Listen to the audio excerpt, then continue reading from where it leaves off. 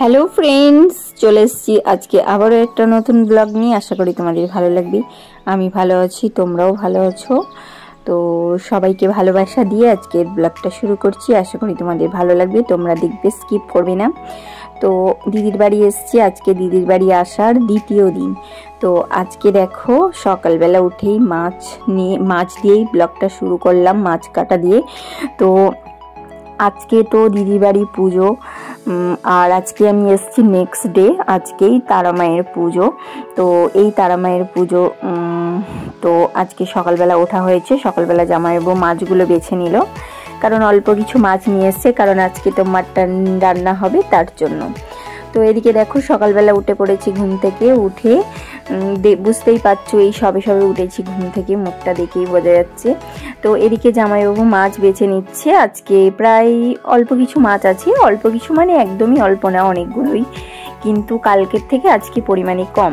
তো এই এখন মাছগুলো কাটা হচ্ছে, এখন জামাইবাবু কেটে নিচ্ছে মাছগুলো, তারপরে রান্না হবে। আর এদিকে দেখো সবজি কাটাকাটিও চলছে, যেহেতু আজকে পুজোর দিন রান্না বান্না হবে অনেক কিছু, তার জন্য অনেক কিছু তো সবজিও কাটতে হবে, যেহেতু রান্না করতে গেলে কাটতে তো হবেই, তাই না বলো? তো চলো রান্না করতে হবে, আমার ওপর রান্নার দায়িত্ব পড়েছে, তাই জন্য আমি রেডি সেডি হয়ে এবার শুরু করব রান্না। এখন একটু বসে আছি, আর এদিকে দেখো বসে আছে আমার দিদির মেয়েটা। আর এই যে দেখছো এই ছাগল দুটো, তো এটা দুটোর মধ্যে একটা আজকে কাটা হবে, তো তাই আমি তোমাদের সাথে একটু শেয়ার করে দিলাম এদের দুজনকে। তো এই আর কি। তো এদিকে দেখো জামাইবাবু মাছ তো কাটছে, তোমাদেরকে দেখাচ্ছি। আর এদিকে দেখো মাছটার মধ্যে কত ডিম, মানে একটা মাছ, আর মানে একটা মাছের মধ্যে এত ডিম ছিল, আর বাকি মাছ ছিল ওগুলোর মধ্যে ডিম ছিল না, আর একটা মাছের মধ্যেই ডিম ছিল, কিন্তু এই মাছটার মধ্যে ডিমটা পরিমাণে অনেকটা ছিল। তোমরা তো দেখতেই পাচ্ছ কতটা ডিম, দেখো অনেকটা ডিম আছে। তো এদিকে দেখো উনুনটা জ্বলে গেছে, আর আজকে রান্না করার দায়িত্ব আমার ওপর পড়েছে, তাই আমি বসে পড়লাম রান্না করতে। এদিকে দেখো উনুন জ্বলে গেছে, কড়াই বসিয়ে দিলাম উনুনের মধ্যে, এবার তেল দিয়ে দিচ্ছি। প্রথমেই একটা সবজি রান্না হবে, কুমড়ো দিয়ে আলু দিয়ে একটা সবজি হবে, তো সেটাই আমি এখন রান্না করতে বসে গেছি। আর কি বলতো, ভয়েসগুলো দেওয়া হয়নি, কারণ চারিদিকে না ওই যে আওয়াজ হচ্ছে, চারিদিকে বক্স বাজছে, ডিজে বাজছে, মানে সাউন্ড দিতে পারিনি, তার জন্য মানে এই পুজো 2 দিনের সাউন্ড দেওয়া যাবে না, চারিদিকে ডিজে টিজে বাজছে, তো তার জন্য। আর এদিকে দেখো কুমড়োর তরকারি করছি, আলু দিয়ে কুমড়ো দিয়ে। আর এদিকে দেখো মশলাটাও, গুঁড়ো মশলাটাও দিয়ে দিলাম। তো এখন মশলাটা ভেজে নিচ্ছি। তো মশলাটা ভাজলেই দেখো আলু আর কুমড়ো কেটে রাখা আছে, তো এবার কেটে রাখা আলু কুমড়োগুলো আমি অ্যাড করে দিলাম। এবার একটু ভালো করে ভেজে নেব, ভেজে টেজে জল দিয়ে ঢাকা দিয়ে দেবো, তাহলেই আমার আলু কুমড়োর তরকারি হয়ে যাবে রান্না। ইজিলি রান্না, খুবই সহজ পদ্ধতিতে, খুবই সহজ রান্নাটা। তো এখন আমি রান্নাটা করে নিচ্ছি। তো প্রথম রান্না এটা, ফার্স্ট আজকে রান্না আলু কুমড়োর তরকারি। তো এই আর কি। তো ফাইনালি দেখো আমার কষানো হয়ে গেছে, আলু কুমড়োটা নুন হলুদ সমস্ত কিছু যা যা কিছু প্রয়োজন সব কিছু দিয়ে দিয়েছি। এখন এবার রান্নাটা করছি। আর কি বলতো, আমি দিদির বাড়ি এসেছি, দিদির বাড়ি এসে রান্না করছি, পুরো রান্নাটাই আমি তোমাদের সাথে শেয়ার করব, যে আজকে সারাদিন কি রান্না করলাম এটাই। তো এদিকে দেখো কুমড়োর তরকারিটা হয়ে গেছে, তোমরা বুঝতেই পারছো যে কুমড়োর তরকারিটা মোটামুটি হয়ে গেছে, আলু কুমড়োর তরকারিটা তো ফাইনালি হয়েই গেছে। আমি এখন তুলে নিচ্ছি কড়াই থেকে। আর উনুনে রান্না করছি, তো এবার কি বলতো, উনুনে তাড়াতাড়ি রান্না হয়ে যায়, দেখবে গ্যাসের থেকে না উনুনে তাড়াতাড়ি রান্না হয়ে যায়। গ্যাসে রান্না করি কিন্তু উনুনে তাড়াতাড়ি হয়ে যাচ্ছে। তো এখন আলু কুমড়োর তরকারিটা হয়ে গেল, তারপরে দেখো আমি বসিয়ে দিলাম শাকটা সিদ্ধ করতে। এটা কলমি শাক, তো এই শাকটা এখন সিদ্ধ করতে বসিয়ে দিলাম। তো ফাইনালি দেখো কলমি শাক রান্নাটাও হয়ে গেছে। আর এবার এখন পটল ভাজা করে নিচ্ছি।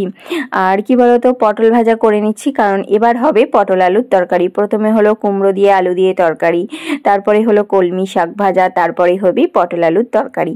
তো এখন পটলগুলো ভেজে নিচ্ছি। আর কড়াইটা দেখেছো কিরকম, মানে সাইডে সাইডে কিরকম পুড়ে গেছে, যেহেতু উনুনে রান্না করছি, তো উনুনে রান্নাতে জালটা একটু বেশি জ্বলে যায়, তার জন্য কড়াইটা একটু এরকম হয়ে যাচ্ছে। হ্যাঁ, আর রেগুলার একটা রান্না রান্না করলে তার একটা মানে অভ্যাসটা হয়ে থাকে, তার জন্য কড়াইটা একটু কালো কালো ধরে গেছে, ওগুলো তোমরা কিছু মনে করো না, অ্যাভয়েড করে দিও। তো এদিকে পটল ভাজা হয়ে গেছে, আলু ভাজাও হয়ে গেছে, আর উনুনটা এত বেশি বেশি জ্বলে যাচ্ছে, মানে কাঠে রান্না কাঠগুলো খুব ভালো জ্বলছে, আর একটু দেখো কিরকম লেগে লেগে যাচ্ছে মশলাটাও, মানে খুব জ্বলছে কাঠগুলো। তো ফাইনালি দেখো ওদিকে পটল আলুর তরকারিও হয়ে গেছে, এদিকে ফাইনালি আমার ডালটাও হয়ে গেছে। তো কত ইজিলি আমি রান্নাগুলো করে ফেলছি, আর উনুনে করছি বলে তাড়াতাড়ি হয়ে যাচ্ছে। আর এদিকে দেখো জামাইবাবু, আজকে তো তোমাদেরকে দেখালাম ওই দুখানা ছাগল আছে, ওই দুখানা ছাগলের মধ্যে একটাকে আজকে কাটা হবে, কারণ প্রচুর রিলেটিভ আসবে তাদেরকে খাওয়ার জন্য।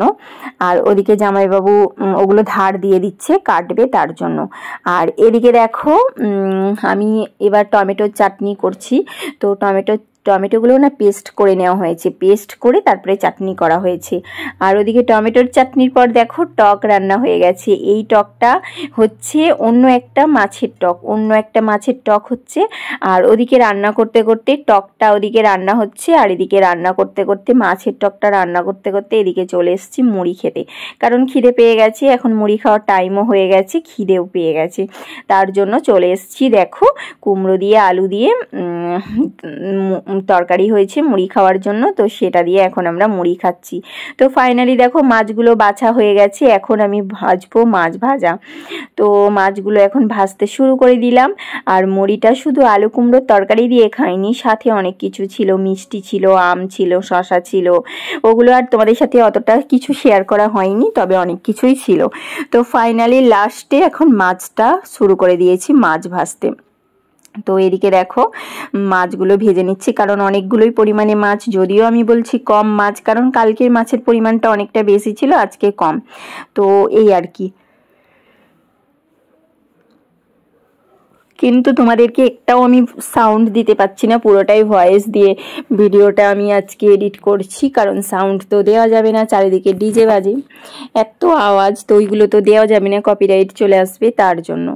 তো এদিকে দেখো মাছগুলো আমি অনেকক্ষণ ধরে ভাজলাম, কারণ অনেকগুলোই ছিল মাছ, তো অনেকক্ষণ ধরে মাছ ভাজা হয়। এবার কি বলতো, মাছগুলো ভাজবো। তো কিছু মাছের টক করেছি, ওগুলো কালকের মাছ ছিল, টক করা হয়েছে। আর এদিকে দেখো মাছ ভাজা হয়ে গেছে, তারপরে আমি সাথে বানিয়েছিলাম মাছের যে ডিমটা বেরিয়েছিল, ওই ডিমটা দিয়ে মাছের বড়া করেছিলাম, মানে অনেক কিছুই বানিয়েছিলাম ডিম দিয়ে মাছের বড়া। আর এদিকে মাছটা এখন মাছের ঝাল করছি,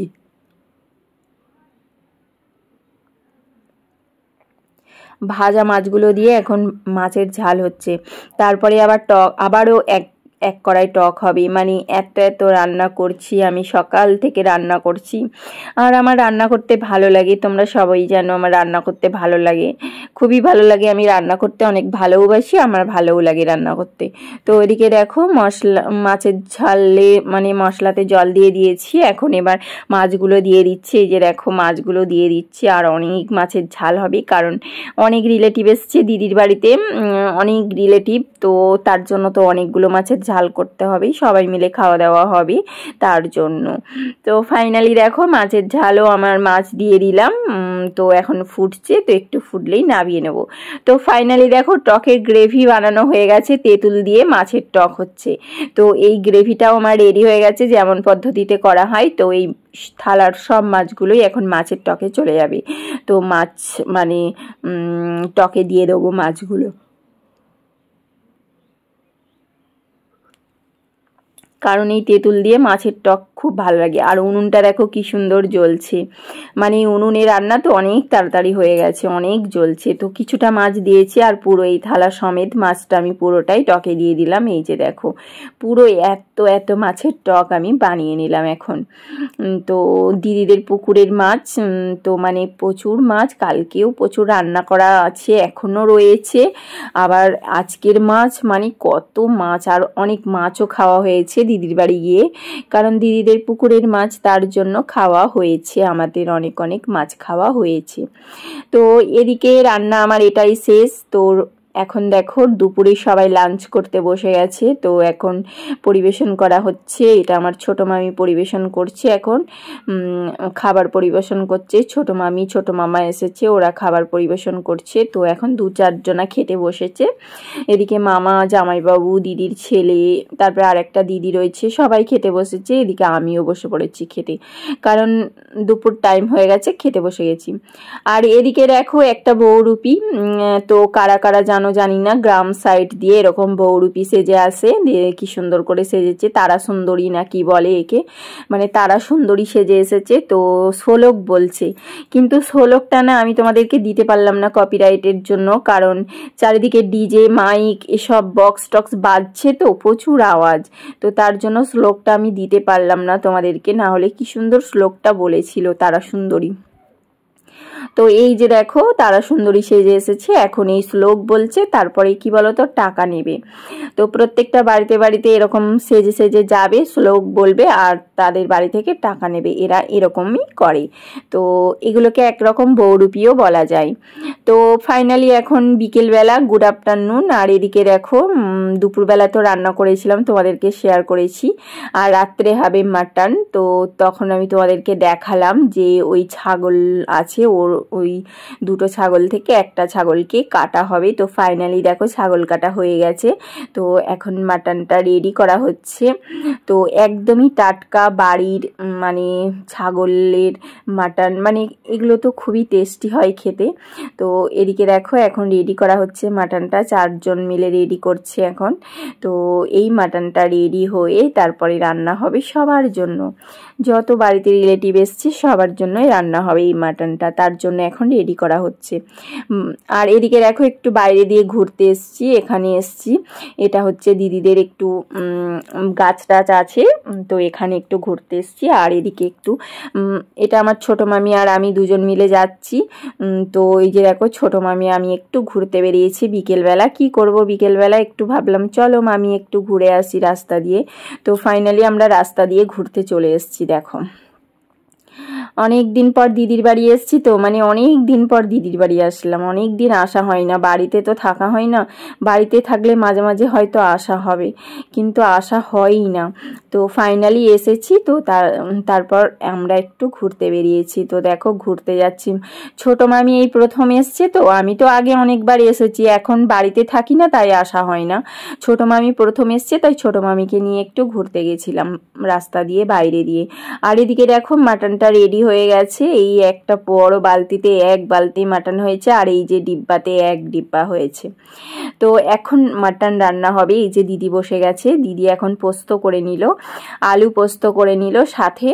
তো এবার মাটনটা রান্না হবে, তো এই কড়াইটার মধ্যেই মাটন রান্না হবে। তো মাটনটা রান্না করবে জামাইবাবু, কারণ মানে সবাই মিলেই করবে, জামাইবাবু কখনো কখনো হাত লাগিয়েছি, আমরাও লাগিয়েছি, মানে সবাই মিলে রাত্রের মাটনটা রান্না হয়েছে।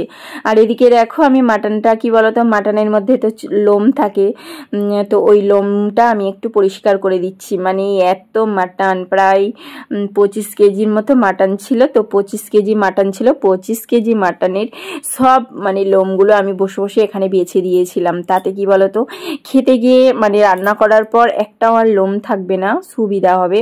তার জন্য দেখো আমি এই যে 25 কেজি মাটন আমি এখন বাছতে বসেছি। তো অনেকক্ষণ টাইম লাগবে, অনেকক্ষণ টাইম ধরে আমি বাছবো। তো আমাকে এই কাজটা আমার দিদি দিয়েছে, বলছে কি মাটনের লোমগুলো বেছে দিতে। তো এদিকে দেখো আমি বসেছি, এদিকে আমার দিদির ছেলে বোনপোও বসে গেছে, দুজনা মিলে এখন বাছতে বসে গেছি, মাটন বাছতে বসে গেছি, মাটনের লোম বাছতে। তো এই করছি, ভালো লাগছে, সবাই আছে, অনেক রিলেটিভ এসছে, এদিকে সবাই এসে গেছে। তো অনেক আনন্দ হচ্ছে, মজা হচ্ছে, সবাই মিলে এসেছে, ভালো লাগছে। আর কি বলতো, বাইরে থেকে এসছি অনেক দিন পর, আসার পর অনেক ভালো লাগছে। তারপরে দিদির বাড়ি এসছি, দিদির বাড়ি পুজোতে খুব আনন্দ হচ্ছে। আর এদিকে দেখো মাটনটা কি সুন্দর ফুটে উঠেছে, দেখো কি সুন্দর ফুটছে। এখন রেডি হয়ে গেছে মাটন রান্না করা। এদিকে রাত্রে রান্না, ওই তো প্রথমেই দেখালাম যে পোস্ত রান্না হয়েছে আর মাটন রান্না হয়েছে রাত্রে, আর সাথে ডালও রান্না হয়েছে। আর এদিকে দেখো মাটন হচ্ছে, আর মাটনটা খুব সুন্দর হয়েছে। মাটন তো হবেই। তো আজকের ভিডিওটা আমি এতটাই ক্যাপচার করেছিলাম বা এতটাই আমি শ্যুট করেছিলাম, আরও অনেক কিছু সমস্ত কিছু শ্যুট করা হয়নি। তো কেমন লাগলো অতি অবশ্যই কমেন্ট করে জানিও। আমার দিদির বাড়ি পুজোর প্রথম দিন রান্নাবান্না কীরকম লাগলো, যেহেতু পুরো রান্নাবান্নাই আমি তোমাদের সাথে শেয়ার করেছি। তো আবারও ফিরে আসবো আগামীকাল নতুন আরেকটা ব্লগ নিয়ে, আশা করি ভালো লাগবে। তো সকলকে tata, bye bye, good night.